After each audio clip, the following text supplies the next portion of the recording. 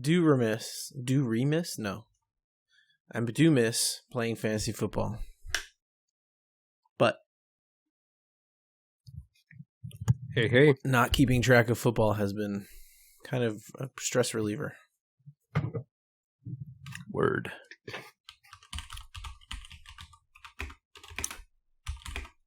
I'm still in both of mine. This game was supposed to be good. What? Jotun is free on Epic right now. Jotun, not Jotun. Jotun. Excuse me. Come on, man. Maybe it's yogging. Maybe the J is silent. Jotunheim.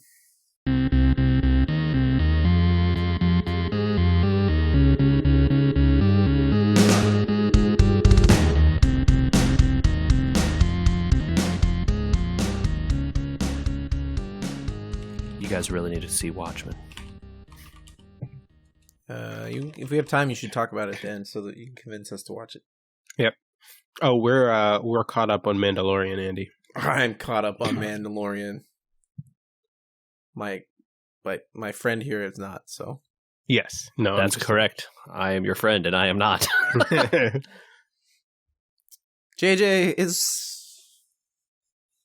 Once it's all out, so like wait till the end of the year, it might be worth a Disney Plus subscribe for a month to watch it. Oh, I have access to a Disney Plus subscription. The issue is that there's too many other things.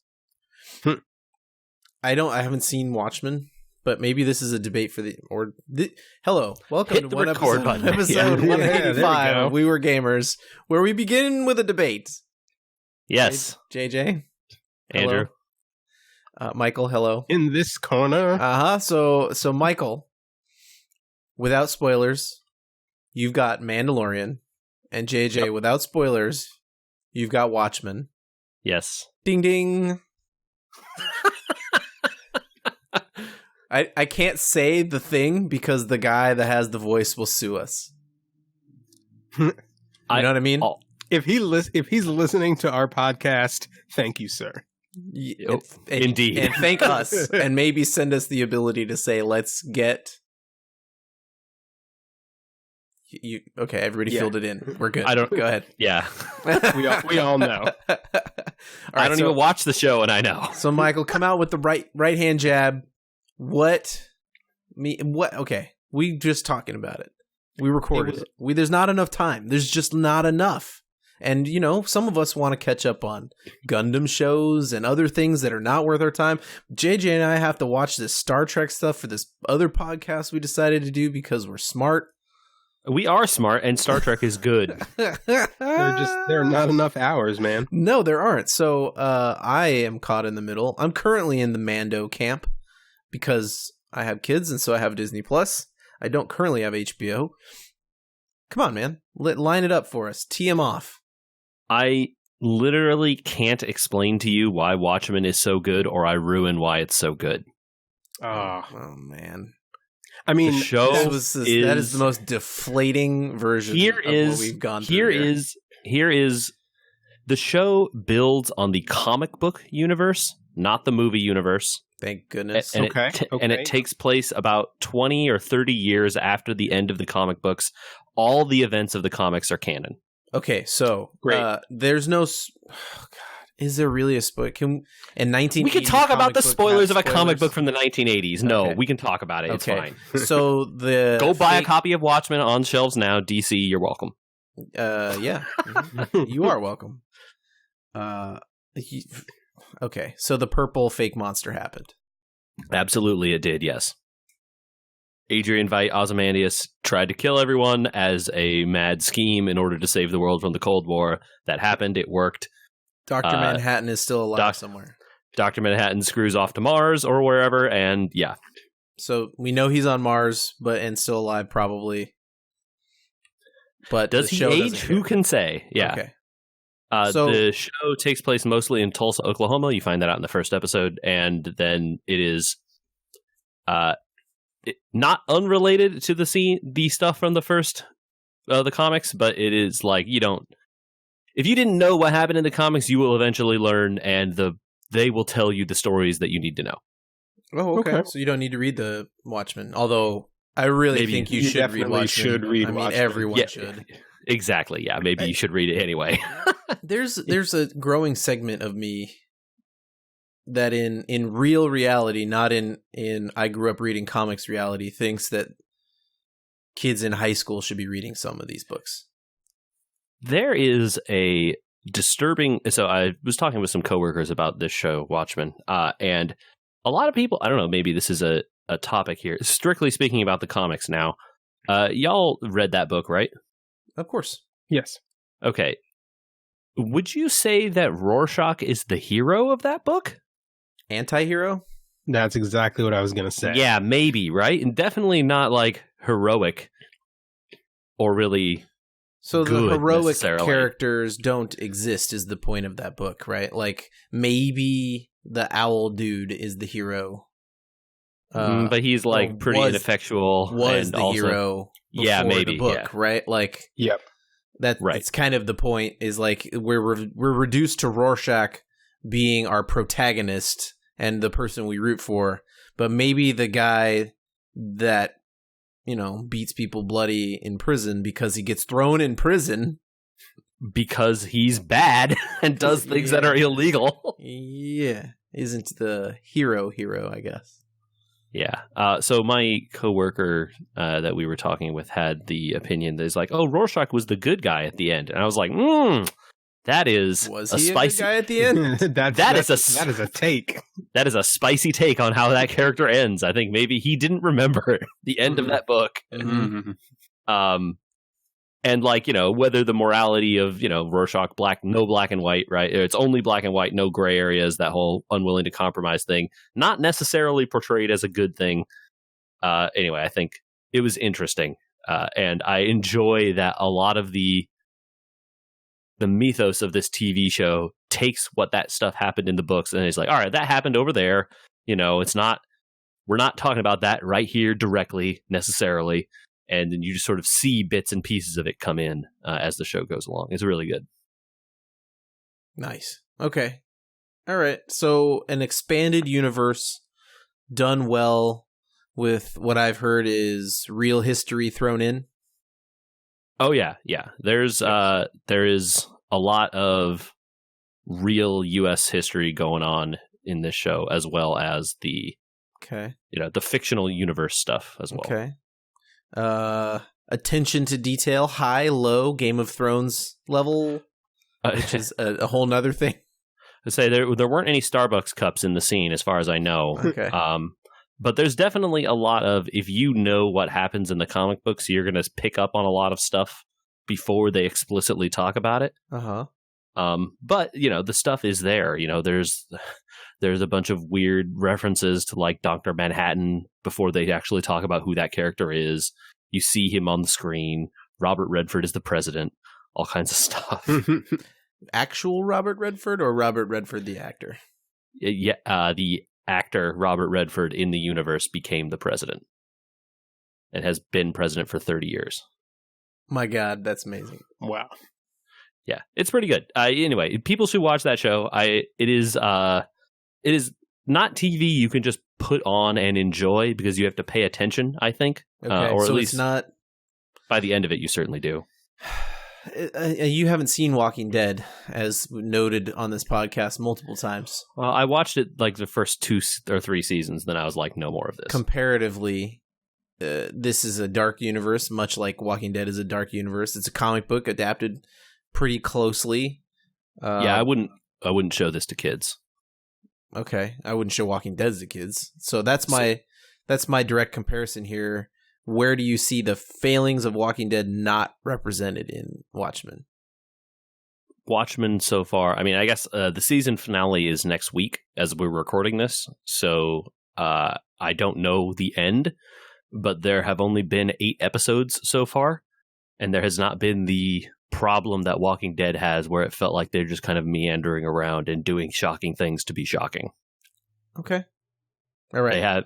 It is very clear that they had a story. They started there, and now it is starting to come around in the last few episodes of this is the full circle here.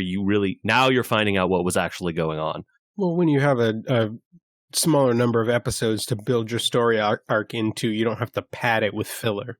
Exactly. And this HBO. is like, yeah. This is the epitome of like HBO. We're doing one season. Look at this thing. Yeah, My God. I'm gonna venture a guess to say might be the strength of the Mandalorian, but Michael, I think JJ's got you in the corner a little bit. You had your face protected, your hands were up. You took a few bad body shots here. Can you guys tell I watched Creed 2 this week? Ding ding, round 2. Like I really did actually. I watched Creed 2. It popped up on my Prime. That movie is supposed to be really good. Okay, tangent. Because we were gamers, a podcast about tangents. Oh, hey, we mentioned the name of the podcast 20 minutes in. Did you watch the first one, either of you? Creed? I still have not seen it. It is on my list. I definitely saw it, but it was like on a plane or something. Okay. So we can speak structurally about these films without spoiling anything, really, I guess. Because the premise is clear, right? His name is Creed. Yeah. He's Creed's son. Mm-hmm. And they're both written by Sylvester Stallone, both of those movies, at least initially, right? And I think they're rewritten by some African-American actors and writers to kind of reimagine them into the culture, right? He gave them a list, or not a list, but a structure, right? And said, you can build this out into the universe. And that he plays Rocky inside the universe they've built. Very clearly that, Ryan Coogler in the first film set in stone kind of the direction this character was going to take and the realities he was going to live in. And it's really, really well done, especially the first one. But there's a lot of the Star Wars treatment where Creed 1 follows Rocky 1 and Creed 2 follows Rocky 2. Mm-hmm. Okay. And so the second Creed movie is Drago's son. Of course he had a son, versus, right? Right? Yeah. But Dolph Lundgren, man, really sells what has become of Ivan Drago because he lost. Ooh. And it's really good. And Creed goes, his name is not Apollo. It is Adonis. Just so you know. Creed. Okay. Goes through quite a life change also in this film. And it's like really good. Really, really, really good. I thought. The boxing is also really good for filmmaking. If you're into that. That's good. Nice. I mean, it's not really done well usually. So it much like there have been a lot of pretty relatively honored boxing movies in the last not that long, right? Wasn't the that one with Mickey O'Rourke? Is that his name? That's The Wrestler. The Wrestler. Sorry. Yeah. And then $1 Million Baby is the boxing one. Yeah, there's not a lot of ton of boxing in $1 Million Baby for runtime. Got it. I think the best. What? I was just going to throw out Cinderella Man. Cinderella Man. Good movie. Boxing, not so good. Sure. I didn't actually see that movie, so I don't know. What's the other one with Marky Mark? No good boxing in that one. I know the one you're talking about. Yeah, not so great on the boxing in that one. But, they had the same principles that Sylvester Stallone went through, which was you're going to take the hits, and that's the acting. Right. Yep. And the guy that they got to play Drago's son is like he's really, really big, you guys. As you would expect. Like an actual heavyweight boxer, and he dwarfs Michael B. Jordan. The physicality. It's kind of gross how big how much the guy bigger? is. How much bigger was Dolph than Stallone? Like 2.5 feet taller. I was gonna say at the time, just like 2 feet taller. I don't know about like width, but he's still much taller, as both of them have become old men. And a little bit on the stooped posture, you know what I mean? Yeah. Anyway, that was a tangent about boxing. Because now it's Mando's turn. He's going to punch his way out of the corner, I think.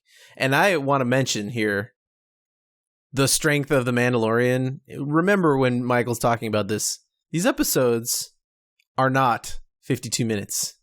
No. In many cases, you watch them and you're like, wow, that was really good. And you look down and it's only been 35.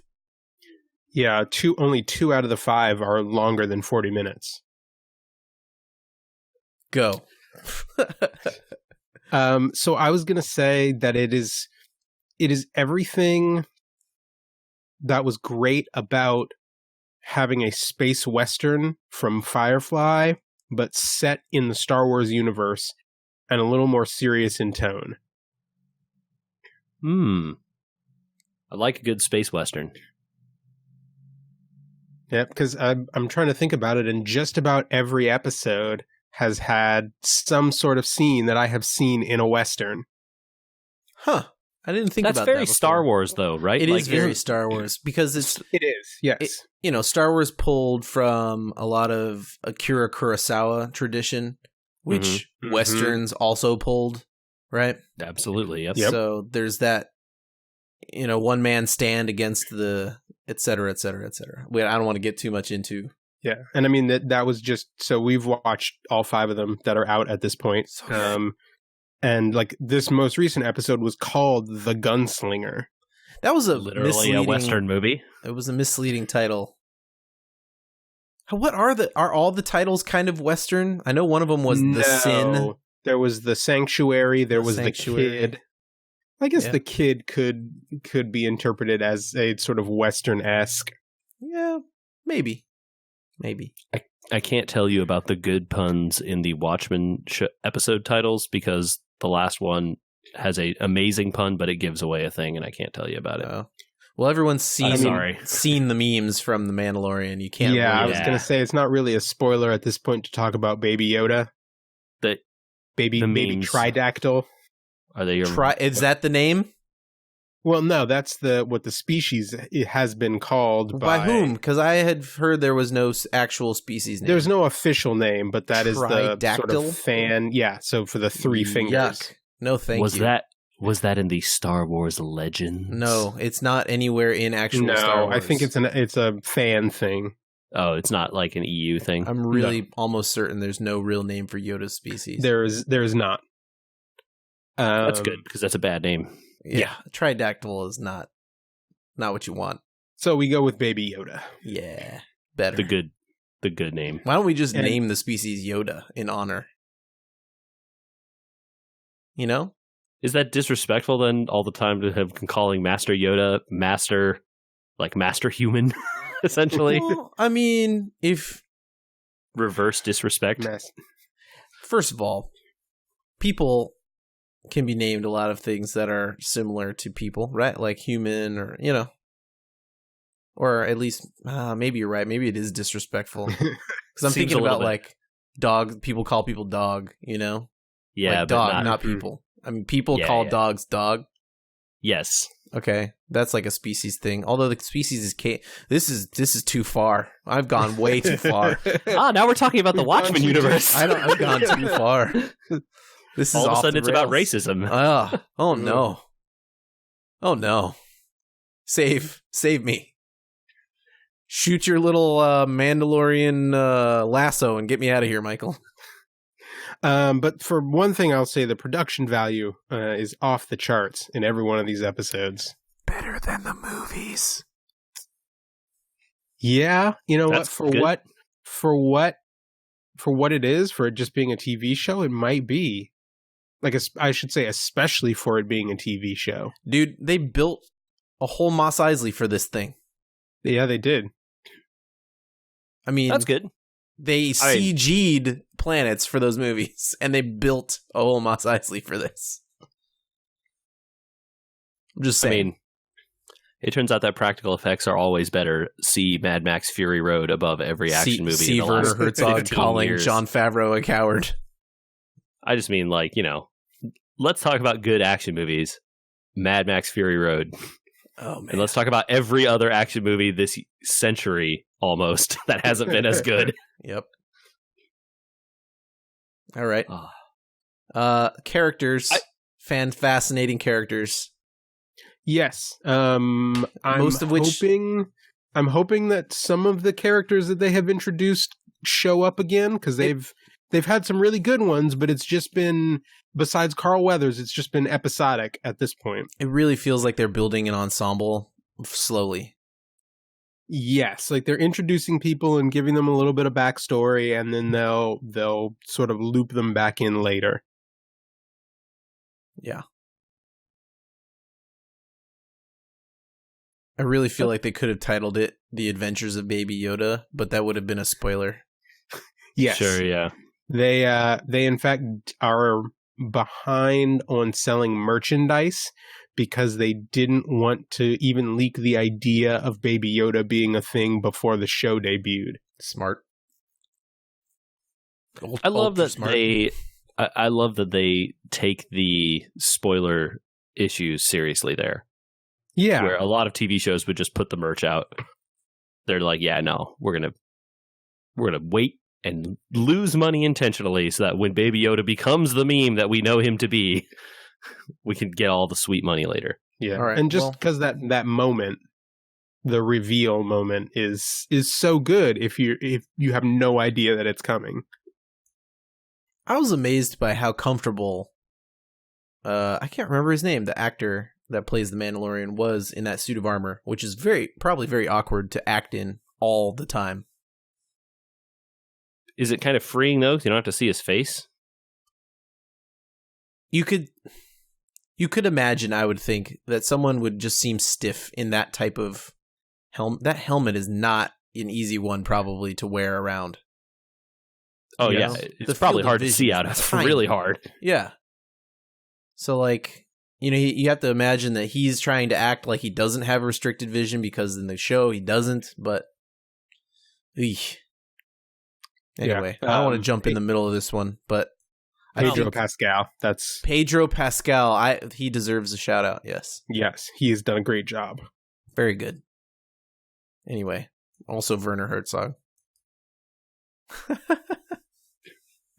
I think you both got cut and neither trainer could stop the bleeding, so we have to call the fight. Oh man, Mm-hmm. Sorry. rip. No, well, it happens. At least it was an undercard to the rest of this episode of We Were Gamers, a podcast about games, kinda. Now that we got everyone warmed up. Yeah. Games adjacent. Game adjacent. Yeah. There are Star Wars games. There might be a Watchmen game. Not that I know of. Unlikely. Wouldn't be good. It was hard enough for them to make these TV show and the movie. I'm sure it's not easy enough to get rights for the games. I don't think it was hard to make that movie. I mean, Oh. scribbled it out with a crayon, probably. I mean, you just took the pages and you're like, well, let's do this. And then just ignore the whole themes and meanings and stuff. Makes it really easy, I think. Oh, gosh. Don't watch that movie. Don't watch that my movie. It's God, not good. So bad. It's not good. I almost walked out of the theater when Hallelujah came on. You know the scene I'm talking about. I know the scene. God. I mean, I know that it's in the comic, but there's some stuff that you could just leave out. And also, if you really want to do it, there's no reason to put Hallelujah in there. You know what I mean? Oh, yeah. Oh, yeah. Yeah, I'm sorry to have cursed you with this knowledge again that you knew and had forgotten, Michael. Yeah, that scene. Yeah. Welcome back. I think about it monthly. Maybe That's almost. too often. I'm Too often. sorry. I mean, it's almost offensive how bad that movie is. You know, like, Yes. I try not to rag. I know how hard it is to make stuff, but like, someone somewhere in that process should have Sonic the Hedgehog that thing. I don't think it would have been savable. The problem is that it feels like the people who wrote and shot that movie misunderstood what the source material was saying entirely. And that just makes it not feasible. Well, that's where you get the idea that Rorschach might be a good guy, right? Exactly, yes. Sure, yeah. Okay. Anyway. Okay. Games. We should talk about them because Battlegrounds had a big update, and I know two of us have been playing it. Michael, we still haven't got you on the bandwagon yet. Someday, maybe soon, because I think today it's out of beta? No. No? Next week? Not yet. Tomorrow, as of this recording, the Descent of Dragons set releases, the next card set. Okay. So which will then December 10th. Which will then allow you and the rest of us to purchase packs with gold. Which means we can have 3 heroes finally. Woo! Yes, yeah. I'm not sure how long they plan to continue the beta tag on it, but they're talking about probably another month or 2 or something like that. But there will be obviously a lot more people getting into Battlegrounds now that they have more access to stats and all that stuff. Oh, man. And the beta version of the stats has rolled out, apparently. I have not looked at those. Have you looked at them? Don't have enough packs. Copy that. I didn't know if you pre-purchased. No. Okay. That means I only have till tomorrow to decide if I want to pre-purchase packs? Probably, yes. It's a joke for those of you that know that I quit Hearthstone like 2.5 years ago. Yeah, just use your gold and buy up to at least, 20, I think, to get the... yeah, I have enough gold and free packs to have like over 40 at this point, if I want them. Okay. Anyway, that should be fun. They made a bunch of changes to the minions and stuff, though. They added a few new heroes. They added some new... They rotated some old ones out. Man. Can we talk about King Burgle? His name is King Begurgle, and he is the god of Murlocs. He's and your god now, too. Of the game. Yeah. That card... Okay, we're going to get it a little deep on Hearthstone here for a minute. Sorry, Michael. Go for it. That card should not be discoverable off of a tier 3 minion. Yeah, that's the real problem with him. Actually, I think the card is great as is, Perfect. Except for the fact that Murloc that discovers a Murloc can find him. Terrible. Similarly, that Murloc shouldn't be able to find Nightmare Amalgam because Nightmare Amalgam is too good. I'm okay with it being able to find Nightmare Amalgam. You have to commit 9 coins to getting a Nightmare Amalgam that way. What? 3? No, you have to buy a 3. Murloc. Hold on. You have to buy a Murloc. You have to buy the Discover, and then you have to, I guess 6. It's right? 6, 6 one coins Murloc before him, to get then him, and then get Amalgam. Versus rolling 3 times. Yeah. It is a... the problem is that Nightmare Amalgam really... The access to Nightmare Amalgam determines whether you're going to have a really good game or just a game. Also, you're a tier up from Nightmare Amalgam at that point, so good luck discovering it if 9 of them are already out of the pool. Oh, the Discover, I don't think pulls from the pool. It does pull from the pool.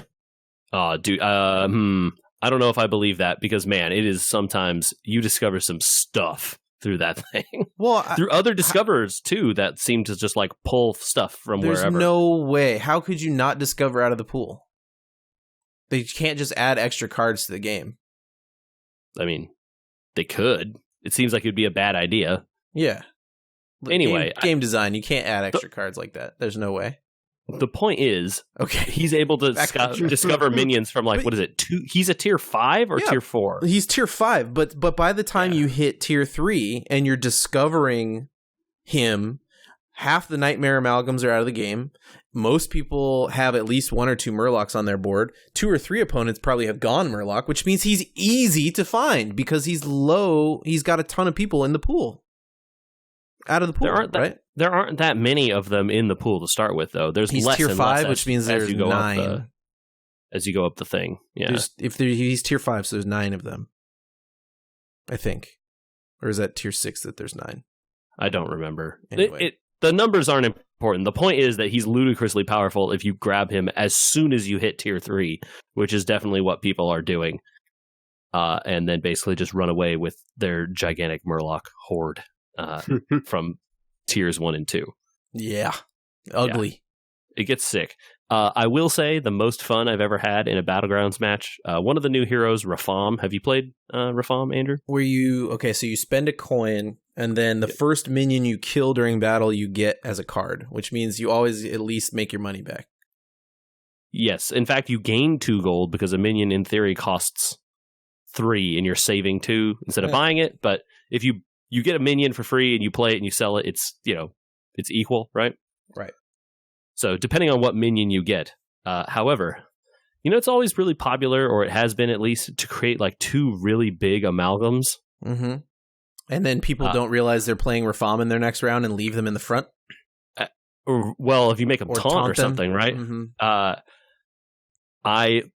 intentionally taunted my second amalgam so that he had no choice but to hit a taunted amalgam, and combined his 2 taunted amalgams into 1 taunted amalgam. Because I gave him the third. Oh, Oh. That's nasty. Is mean.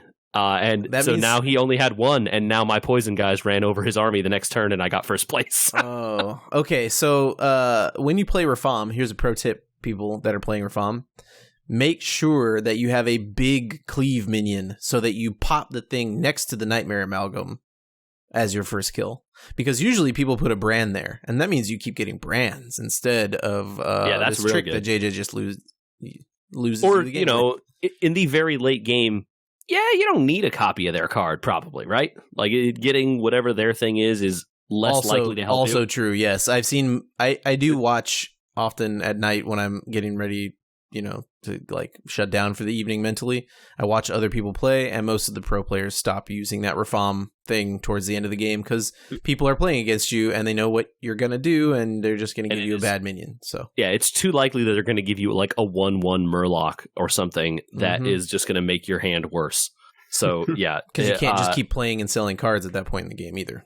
Right, especially when it's just 1v1, right? You know what they have, you know what you have. You're going to try and best you can to outplay them. So yeah, don't. So that's a pro tip. When you get late game, maybe stop using Rafam's ability. It's amazingly powerful early and middle, but like later on, you gotta. If people know how to play against Rafam, which it feels like a lot of people don't, yeah, you can get pretty high. I gained like 500 points or something in 2 games. I don't think Sylvanas is that good. You gained I only 500 points. Hold on, timeout. Yeah. What?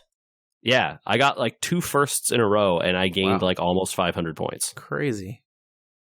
But yes, Sylvanas, I agree with you, is not that good. Why would you want to sell your thing for nothing? You know what I mean? Like Yeah, the coin exactly. is better than the 1/1-ish. The only purpose of it is to sell the token minions to get the 1/1 kind of, but then you have to have one, and what if you didn't get one and you just got like a Wrathweaver or something instead, and that's not that great. Yeah. I'm with you. Yeah. Okay. Well, the Battlegrounds update was interesting. The new heroes are fun. That Marlock's got to get dealt with. It's too good.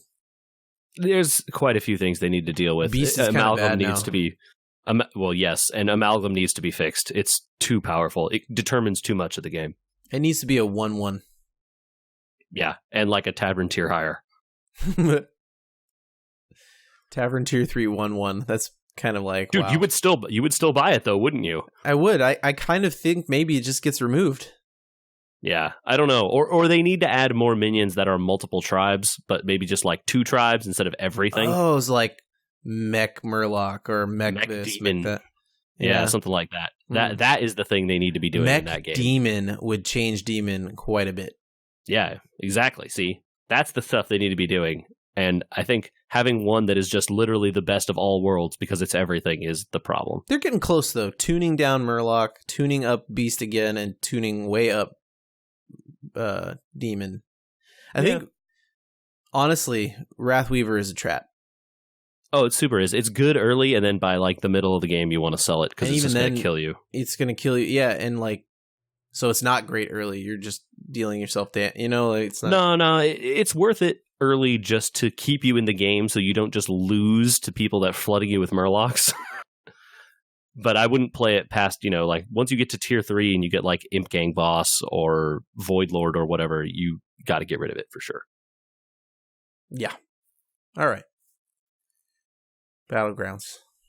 What else are people playing? Michael? So I started playing a game that was once upon a time on my Steam wish list, and then No longer.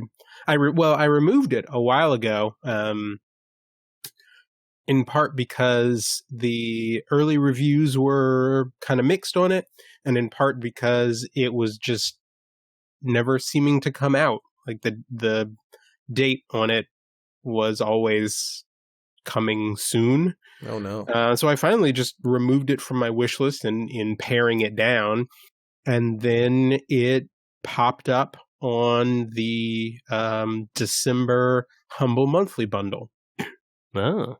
So maybe good that I never actually picked it up. But it is called Chasm. Okay. And it is a procedurally generated platformer. Oh, Platformer. interesting. Wow, So okay. it's a little bit like it's kind of Metroidvania style, but at the beginning of the game, you are randomly generated a seed code, and that seed code determines how the entire dungeon of the game is shaped. And so it's one of those things where if you and someone else enter the same code, you'll be playing the same dungeon. Common nowadays for procedurally generated games, especially Yes. platformers too, because or like these randomizer runs and stuff like that, so people can play against each other. Yeah. I feel like Spelunky started that trend, and then now like everyone is like, oh yeah, this is like good. Spelunky, by the way, really fun game. Yes. Post review. Continuing a trend. Yep. What do you think? Worth the wait? Yeah, it's been fun. I played several hours worth of it over the weekend. I don't get the sense that it's a super long game. I think it tracks how much of the map you've explored, and I think in 4 hours of playtime it says I've explored a quarter of the map already. Ugh. So not a super long game. But it does do a good job of that Metroidvania style of you explore an area and find you can only make your way through so much of it until you find the ability or the power up that gives you access to more parts of the game. I think based on your description of what they've accomplished here, I'm not surprised it was delayed. Yeah, there's kind of a lot going on. Yeah, the ways to do that procedural generation such that it would know, oh, I have to stop here and like move these rooms so that you can like, oh, I need the double jump or whatever for this stuff. Like that seems like a tough thing to get right. Yeah, there's a whole lot of gating off areas with abilities that would have to be carefully done so that you don't get stuck. Yeah. That's the thing where like why those Metroidvania games are so fun to explore, because they all are kind of handcrafted in a lot of these cases, because it would be so easy just to be like, oh, you can't get past this room, now you're stuck, right? Yep. Yeah, and there's a good you can set your difficulty level, and I started out on the normal difficulty. There's a really good balance of where the save rooms and warp rooms are placed. So you don't feel like the save rooms are everywhere, so you're just constantly at full health. There are definitely times where it's a long stretch of I don't know, and part of this is because it's procedurally generated. I don't know where the next save room is going to be and how far I have to go, and my health is getting low. Huh. Yeah. So it makes it feel like something of a challenge, which is good. That is kind of cool. I'll be curious to see once you explore 100% how hard it was to do versus a non-procedural one. Like, did you run into anything where you're like, this is really hard, Yep. I like their map implementation, which is always a big thing in these style games. It's pretty simple, but it lets you toggle between the different areas regardless of where you are. So you can sort of look back at different maps and remind yourself, oh, I need to go back and look at this. And you can drop, I don't know if you can drop more than one, but you can drop a marker on the map as a reminder of, I definitely need to come back to this spot. Everyone and loves it a does good map toggle. Yeah, and Maps it does are give you a important. little dot in rooms where there's an item, Oh, nice. Okay, so which is both it's good and bad, right? Because there are times when you'll be 2 areas away and you'll get a new ability, and then you won't remember why you couldn't get at the treasure that is represented by a dot. So you'll trek all the way back only to realize, yeah, I didn't get this ability. Oh, Gosh. well, But that's part of the game. Yeah. it doesn't. I'd rather have an item dot on my map than not. Exactly. Yeah. The pluses outweigh the minuses. I've done plenty of things where I've had scrap pieces of paper sitting on my desk for a month or two for a game where it's like, these are notes. Don't lose them. Yep. A33 or whatever has something, and then so does B75, and right. yada. No, Or thank you. make yourself the paired Excel sheet if you're really dedicated. Excel. Come on. Scrap paper that you lose, so you get really frustrated is the way. This is the way. The true We Were Gamers way. This is the way, Michael. Thank you. Yes. Which is your favorite quote between those two? I have spoken, or this is the way? I think I said to my wife when they first said this is the way, that this is the way is the new I have spoken. Oh, okay. I gotcha. All right. It's fair. Oh, It's getting towards the end of the year.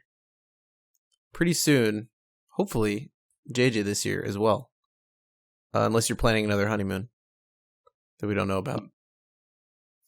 I think did I space out? What are we talking about? I said we're getting towards the end of the year. Yes. And this year, unless JJ is planning on going on another honeymoon. No. Sadly. We're probably getting to the point that we got to start thinking about what we did last year was our experience of the year, right? Like, I picked getting a Switch, and Michael picked that game, the mech one. Yeah. Into the Breach. And we combined them into you should get a Switch and play Into the Breach. I almost wanted my thing for this coming year to be playing Smash Brothers, because it was such a revelatory thing for it to have such an in-depth first player. But then I heard that it was actually the anniversary of Smash Brothers this year. Yeah, I just saw that just over the weekend last week. It feels like a this year game because it was so long that it dragged into this year, but it was from last year. So I kind of wanted to talk about it for a minute since it can't be my this year's experience and do like a 1 year recap on that thing. I don't know. Did you play it a bunch this year? I did. It could be this year's thing. It feels like cheating. Okay. You're making the rules for yourself here. You totally have that be a thing. It's my rule for me. You guys can do it if you want to. Okay. Tell me about Smash, Andrew. I don't need to tell you too much about Smash that I haven't talked about before, but I am surprised that a year into this game, it's getting as much, if not more, support than it had at the beginning. Like near the front, there was a lot of balance changes and patching and fixes and stuff like that. But it took them 3 months, I think, to even announce their DLC plans, which is why it feels like a this year game. Because in January or February, they came out with hey, there's going to be 5 fighters and 5 content packs with 5, like all that stuff. And the 5th one hasn't even dropped yet. They haven't even said who it's going to be. And we're 3 weeks from the end of the year. So I was amazed that after having spent 70 hours on the single player, I still have about 40 plus hours of other stuff I've done in that game. And looking back on it this year, which would be like Spirit Board and Classic Mode, where you just take the fighter through 5 fights, right? Challenges, achievements, things like that have held my attention this long is kind of crazy. And they're always adding monthly, I think, ish. Whenever there's a big game release or something, they add in new spirits, so you got to go back and get them if you really want them. And I am amazed that they took. It's very clear that this is their marquee title for the Switch, and it's going to continue to be into next year at least. That's good. It sounds like what you call a live game. No? Do you count paying for their online service as a live game fee? I don't, because everybody else charges that too. I just more meant that the constant updates and the dripping out a character here and there is literally the same that like Street Fighter V has done for 6 or 8 years at this point. Maybe they learned some lessons. I don't really pay attention to the fighting game scene outside of. I mean, you're more in that vein of Evo and all that, right? Well, that's what I mean is that they have treated it like a real fighting game in the way that Capcom treats them, which is to say that they're going to get you to pay a bunch more times to get more characters because really they're not releasing a new one until all the characters are out for this one. And then you got to get all the characters, and then they release the Ultimate Edition that has the characters included for a price that's cheaper, but you already got all of them part melee. And so you want to buy it, and then they don't go. Anyway, yeah. Got Live it. game. Okay.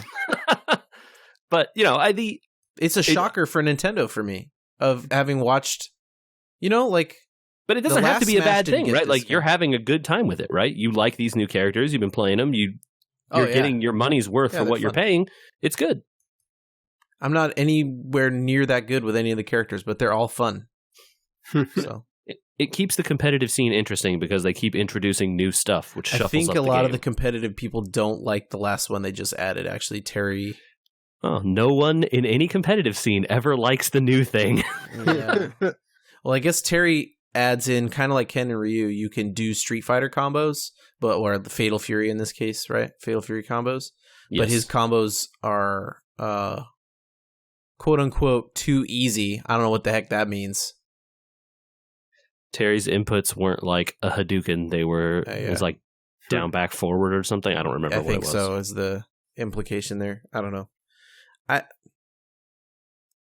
I think that it's a strong enough thing to say a year into Smash Bros. Yeah, maybe wait until the 5th fighter drops.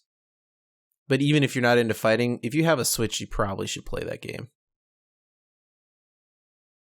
At least once. Sounds good to me. Okay. That was my tirade about the year of Smash. Yeah. Oh, I mean, that's great. You had a great time playing a game that you clearly love. And now I get to stop talking about it. Has been supported. It's a year old. It's still supported. It's good. It's good. All right. Stay tuned for our favorite moment of the year. Oh yeah, or favorite thing of the year. Favorite things of the year. I think. Yeah. We'll have something. JJ and I might have at least one in common. Oh really? Possible. My favorite thing, not favorite thing of this year, has been shoveling gravel. That's my least favorite thing of the year. Preview. Oh? Yeah, well, side moment of Homeowners Minute. I don't want to get too into it. That's extremely in the vein of this podcast. It's not a side thing. That's literally... Okay, but the Homeowners Minute usually has been at the front. So it feels wrong to put it here. But put it wherever we darn well please. There's a big project. I don't want to talk about it till it's done because I don't want to jinx that it actually is successful in its completion going on at the house. But because of that, I have to move some stuff in my yard around, and there's a pride in saying I did that at my house is part of it. There's also a pride in saying I didn't pay somebody to do that simple task at my house, Mm-hmm. But when you're about 1,000 pounds into 1,500 pounds of gravel, it's a lot of pounds. It starts to weigh on your hands a little bit, and they're kind of sore today. Anyway, my least favorite thing of the year, shoveling gravel. I was trying to come up with a heavy wears the crown thing, but it's not really a crown carrying it. Heavy lands the gravel on thy boots. Yeah, there you go. Yeah. Or hands, in this case. Gloves. Heavy lands the gravel on thy gloves. There you go. Ow. There you go. All right. I did it. Done. Now my hands hurt. I know. You're sitting there stretching them, aren't you? I am. Uh-huh. You're doing the little finger steeple to stretch out your carpal tunnel. Yeah, I was thinking about it. Rubbing your thumbs. It's happening. I got all the listeners, too. I guarantee it. Yeah, almost certainly. Yeah. Did we have any other games before we grab a quick component class here at the end of this podcast preview? I know I talked about it a little bit last week, but I want to talk about Battletech a little more. Oh god, we can cancel the rest of the podcast and just talk No. We got other stuff. Does it have a good map? Yeah. It's a big map. Does it have a good map toggle? They added a bunch of filters in the latest update, And so there's ways to like sort the planets. That's a toggle. And see like, oh, this one has missions of this level and this one has higher ones. And this world has these things. And does it tell you if there's a flashpoint mission? Is that a toggle? Absolutely is extremely obvious by a little flashing light dot that tells you to go there. Flashpoint. Got it. Yeah. I did a couple flashpoints. I started a mercenary career after I realized that I wasn't going to be able to play any of the flashpoints until after the campaign. Okay, so just to clear that up for Michael and others, there's a main story to this game. There's like story mode. And then after story mode, you get to just kind of keep playing. It is called the campaign, right? Uh-huh. Yeah. And at the end of the campaign, it kind of open ends itself and you could just run and keep playing. But you've played the campaign, and the campaign basically gives you infinite money. It's not infinite, but it is easy to make money in the campaign. The story missions are generous. Yes. So there's another mode for people of the Mech Commander era where you want to just feel strapped for cash like a real mercenary? Here, play this. It is also intended after you have played the story campaign, so you kind of know how stuff works. It just basically starts you with the ship and a few starter mechs, and it's like, here you go, here's the world, have fun, buddy, good luck. And while that is fun for a while, just doing the randomly generated contracts, they did a bunch of new contracts in some of the DLC that weren't there when I first started that mode. And they really add a lot of spice, different mission varieties, different settings.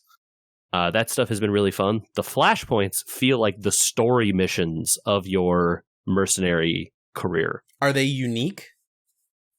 I believe they are. There are parts of them that are like randomly generated, but each one is individual. Okay, so there's like it's like a subplot or something like that. So you will go to a flashpoint, right? It's a contract, it's open, you can go there and you pick it up. You start it, and it basically has a cutscene with the people on your ship. They talk. There's a setup. There's an intro to whatever you're going to do. You have a mission, and then after your mission, you'll come back to the ship, or maybe not in some cases, and there will be more discussion among the crew members. There'll be a twist. There'll be another mission that follows on. Maybe you'll have time to repair in between. Maybe you won't, and things will go forward from there. Cool. So it's deep.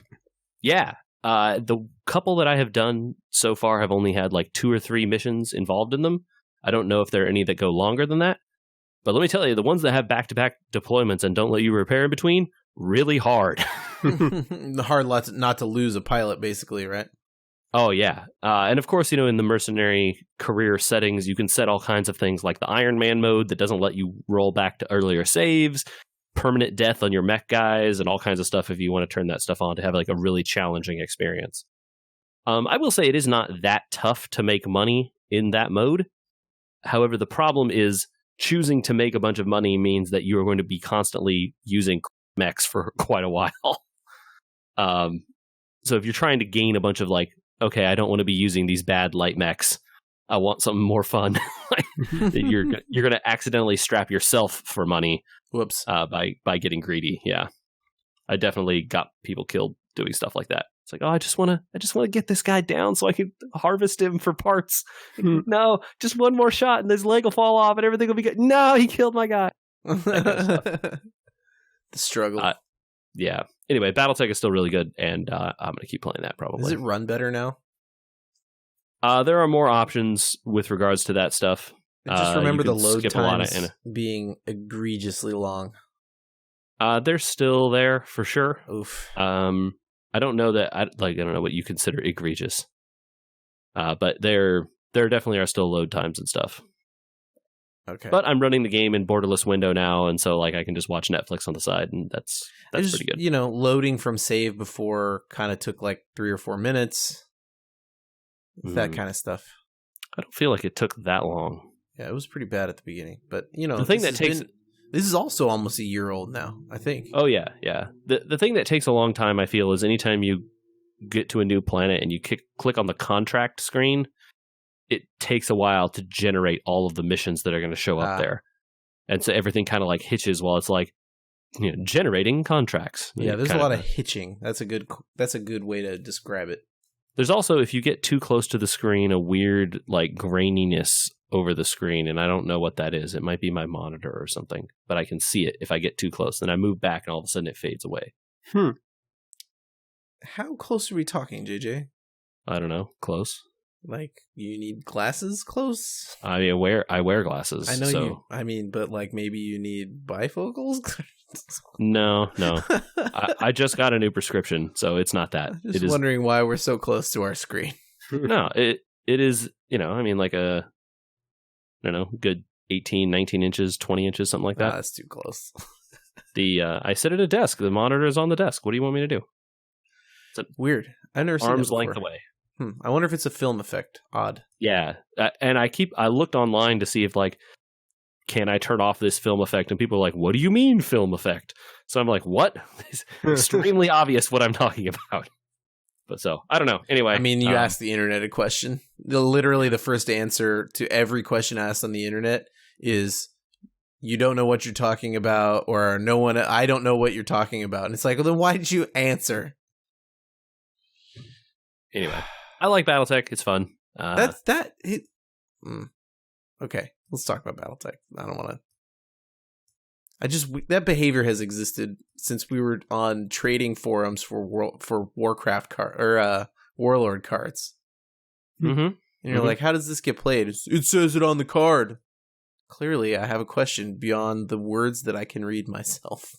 Yeah, it is the internet tendency to tell people, no, you're wrong, I'm right, before even actually having any kind of discussion. All right. Well, you mentioned monitors. Those are good. We're not going to talk about them today, though. Gotcha.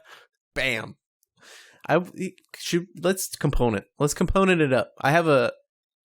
There's a lead in for this. There's a reason we're doing component class. Guys, it was Black Friday. Yeah, it was. I got a keyboard.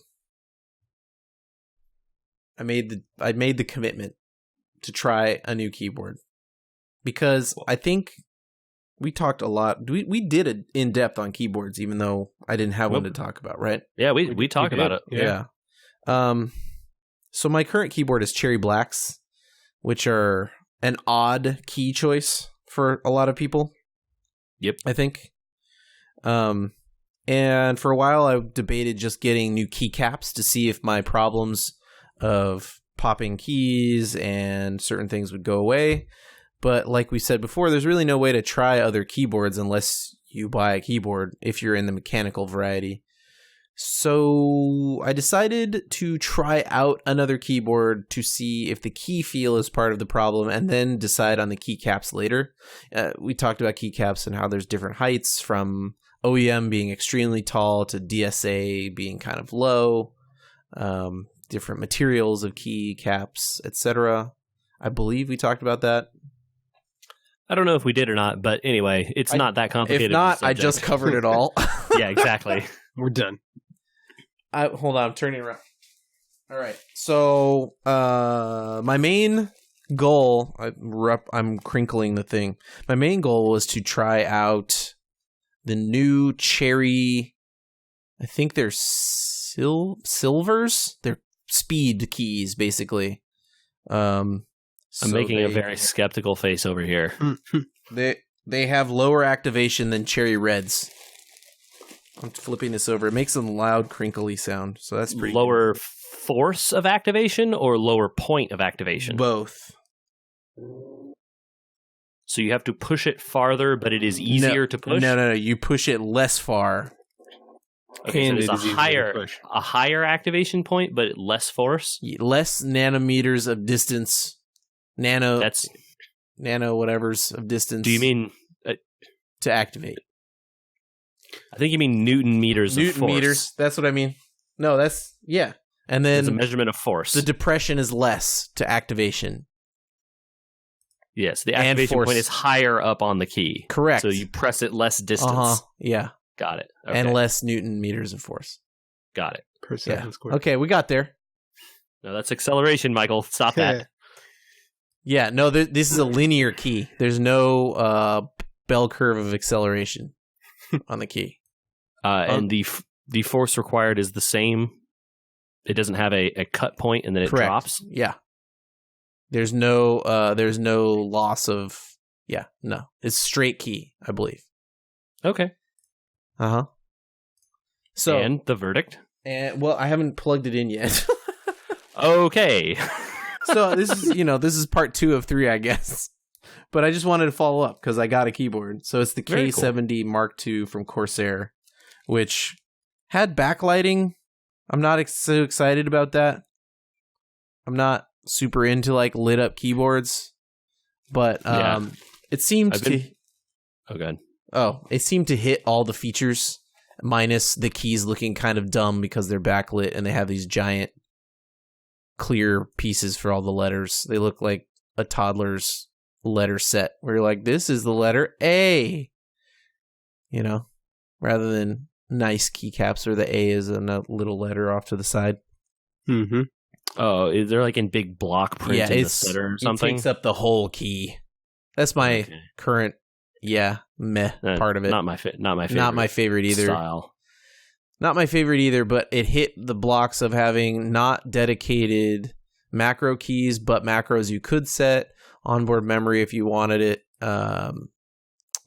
volume controls, etc., while still hitting the price point of under $100 while it was on sale, and the new keys that they had made that I really wanted to try out. So we're gonna give it a shot after the build, probably. Put both in there and see which one feels better. You know what I mean? Okay, I'm looking forward to hearing the results. Yeah, absolutely. Of actual use. I'm sorry that it has to wait till then, but like I don't have time for that right now.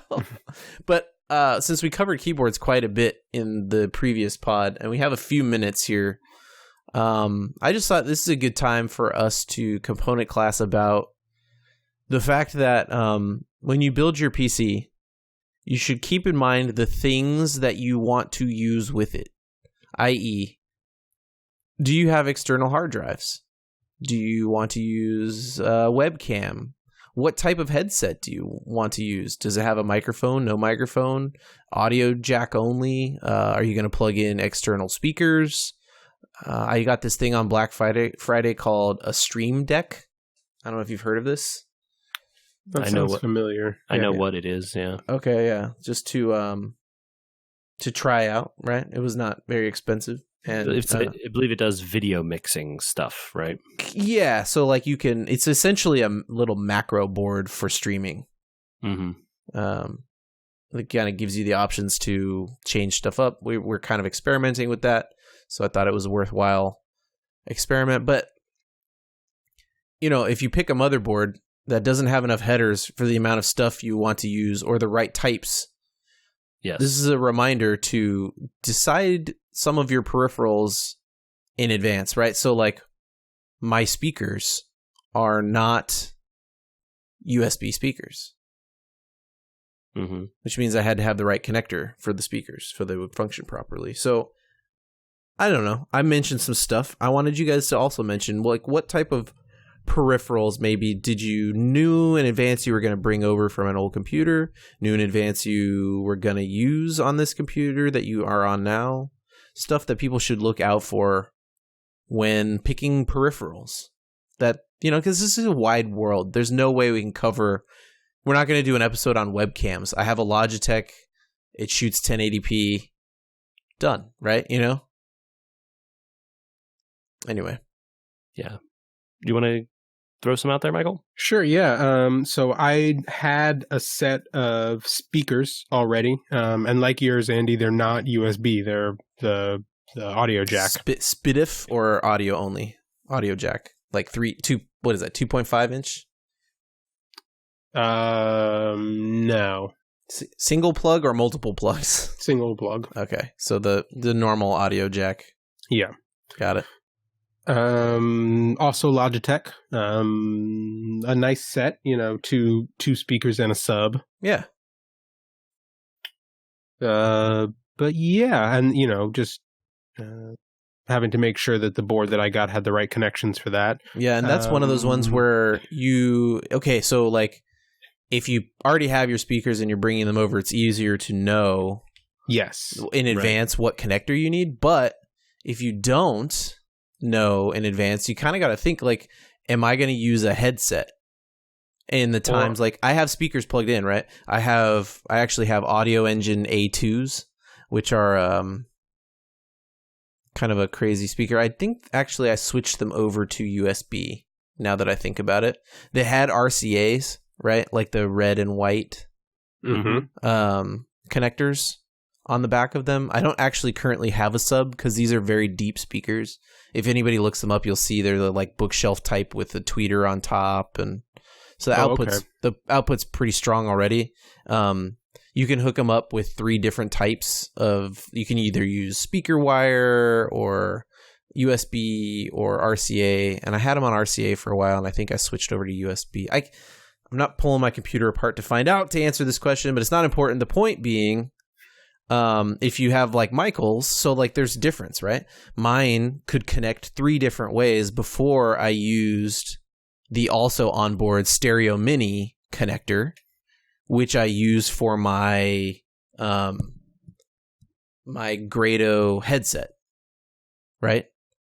But like if you got the wrong board and it didn't have a stereo mini on the back of your computer for your other speakers, you'd have to keep switching jacks. Right. So this is kind of one of those moments of saying like, hey, just, think about the things you want for your computer. So like Michael said he already had his speakers, but and beyond just audio, like there is, speakers, you're talking about USB and stuff, but like those can connect over Bluetooth now. Yeah. Right. Sure. There but could be your Bluetooth board may not have speakers. Bluetooth.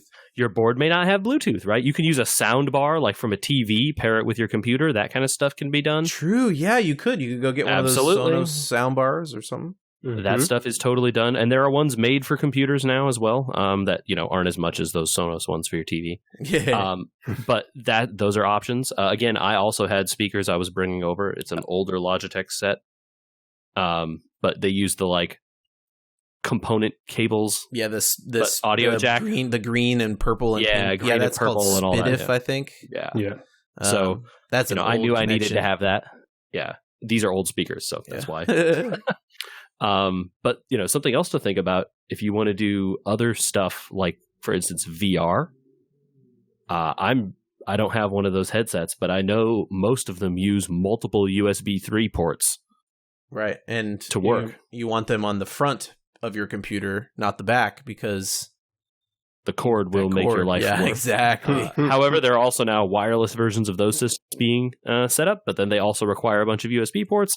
So, it's stuff to think about. And of course, those VR sets are not cheap in any way, and there's some of them require rooms and all this kind of stuff. But, think about that stuff while you're building the computer, and that's the key. One of the things we didn't talk about, right? Like plan your peripherals out in advance. You don't have to get it perfect, but like you don't have to.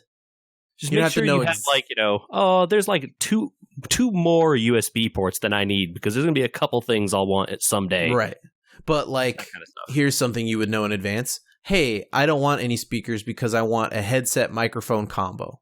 Well, that's going to be a USB port. Okay, so find out what type of USB port and make sure it's on the front of your computer, and that you're not also going to need it for your VR head. Like a lot of other thought process has to go into your peripherals. The location of the ports is super important. Like being on the front versus the back makes a big difference. Makes it easier to charge your phone off your computer if you have one on the front. Or, for instance, to make your desk into a standing desk. Yeah. The one that got me was moving where we are now, which is a place where I can't put holes in the walls because we rent to run cable. Was I needed a wireless card. Mm-hmm. Oh, right. Yeah. Yep. Okay. So you got to make, if you think that you're going to run wireless, you need to make sure that you have the space on your board and a slot in the back of your box. You can also get to boards slot with in a wireless card. too. Yes, you can. Yeah. And you can also get ones that are USB and you plug into the front of your thing. Oh, don't do that. Okay, I'm going to throw that out there. Don't do that. They're not good, but yes, you could. Yeah. Yeah. The USB throughput doesn't work the right way to give you so like we don't have time to go into this. In the worst of examples, internet is kind of like a fire hose, right? No, Andrew. This is going to get us all the email, Andrew. I hope we get some email about this. Fight me. So the internet's kind of like a fire hose, and in more ways than one. But in this instance, data, right? USB doesn't work that way. Email Andrew at podcast@wewergamers.com about USB why his analogy is wrong. So if you want to box him about his analogy. Don't dox me for my analogy. No, my box analogy. you. Oh, He wants to fight you, man. I was like, It'll be round 3 of the component class. all right. Well, anyway, don't do that. Plan ahead. If you think you're going to need wireless, either get a card that plugs into your board because you have tons of space because you decided to go for a full tower, or just get a board that has it built in if you know in advance you need it. But yeah, I mean, we've all been bit by peripherals, haven't we? Oh, yeah. Yes. I had a headset that would not work correctly with the USB spec that was on my old computer. So that one was a bummer. I had to give away a $200 headset I got for free because it wouldn't work right. Oh. Yep. Bummer. Mm-hmm. Anyway, any other peripherals you guys want to mention? No? Okay. I think we kind of covered it, yeah. Yeah, I think we nailed it. So. All right. Well, if you have peripherals you have questions about, like, hey, I'm thinking about getting some speakers, and you guys mentioned like 95 different connections for speakers, and you didn't go into it. Well, we could do a component class on speakers, but there's no way to know who cares about what peripherals because most people have different ideas, right? There's like a million options for peripherals. So shoot us an email, JJ, where? It's going to be podcast@wewergamers.com. We're also on the internet at wewergamers on Instagram, Facebook, Twitter, wherever you find We Were Gamers on your local podcasting app. Nice. And until later, may the baby Yoda force be with you. This is the way. This is the way.